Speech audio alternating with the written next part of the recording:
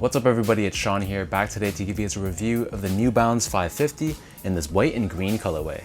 So one of the most popular New Balance silhouettes in the past couple of years, the New Balance 550 returned recently in a trio of colorways. So alongside this white and green pair, New Balance also released a white and navy pair, along with this white and purple pair too.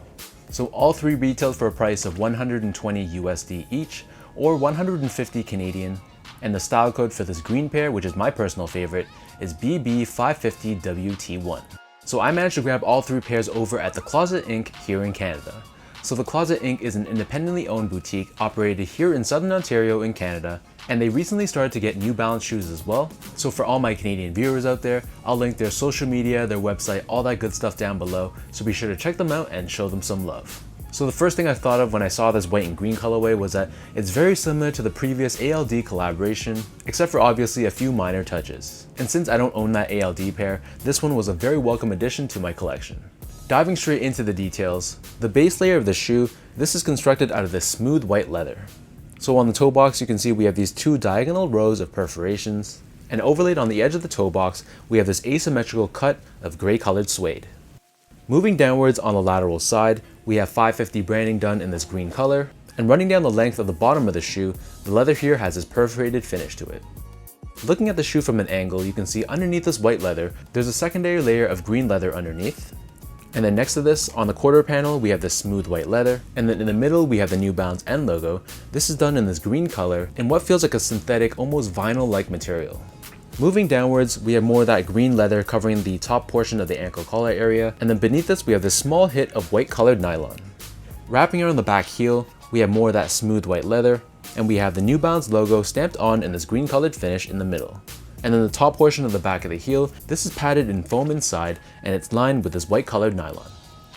Wrapping around the bottom of the back heel, we have this green colored TPU heel clip, which gives you added structure and stability for the back end of the shoe. At the base of the shoe, right before the laces, we have this small hit of green colored mesh, and then next to this we have your laces, which in this case is just your standard white colored flat lace. Underneath the laces we have your nylon tongue, and at the very top we have this large tag with New Balance 550 branding done in this white and green finish. And then the outer edge of the tongue is covered in this green colored nylon. For the insoles, these come with a very well padded, very thick Ortholite branded insole. So we have one strip of foam that runs across the entire length of the shoe, but then there's an additional layer of foam on the back heel, which gives you added support and cushioning. And as you can see, it's lined in this green colored finish, and we have the New Balance logo stamped on the heel in this white color. So the upper of the New Balance 550 sits atop this white colored rubber cupsole. We have both the New Balance wordmark and the New Balance logo found on the lateral side, and on the medial side you can see there's a sliver of exposed foam in the center. Turning the shoe over to the bottom, so here we have your outsole, which is done in this green colored rubber.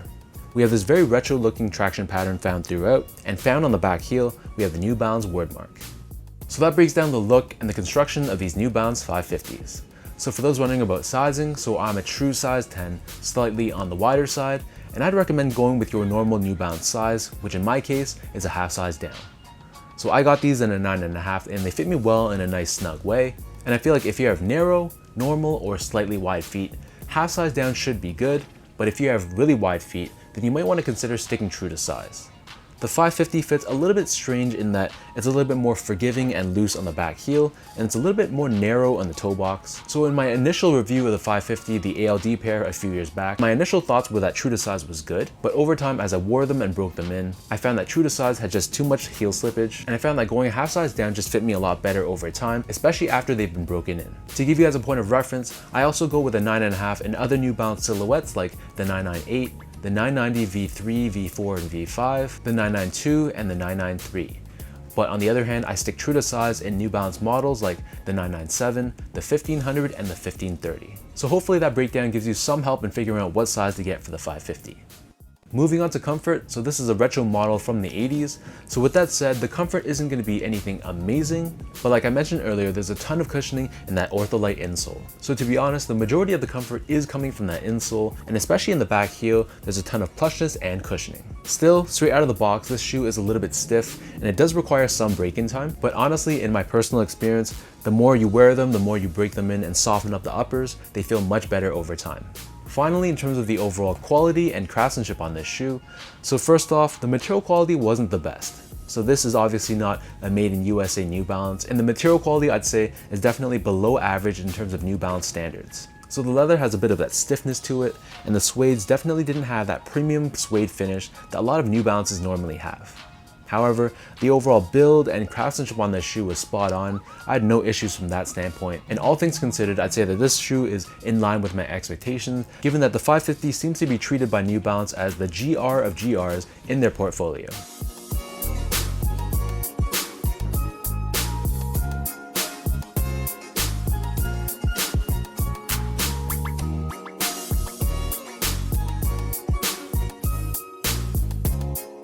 With all that out of the way now, let's lace these up and I'll show you guys how these green 550s look on feet.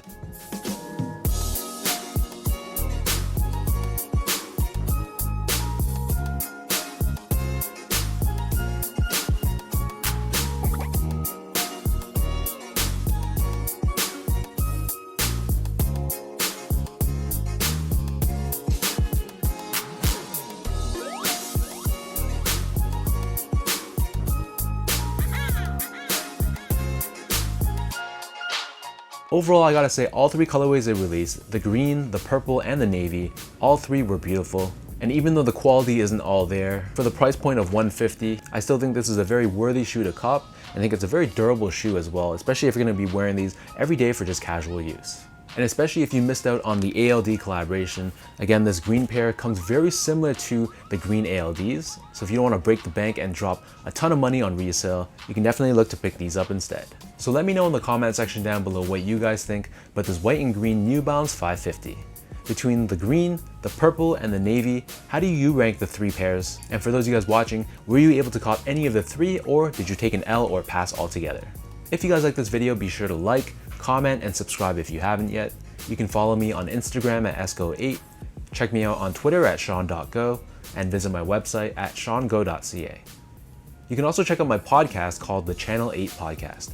So the video version of the podcast is hosted right here on my YouTube channel, but if you're looking for just the audio only version, you can listen to it on most of your major podcast platforms, including Spotify, Apple, and Podbean.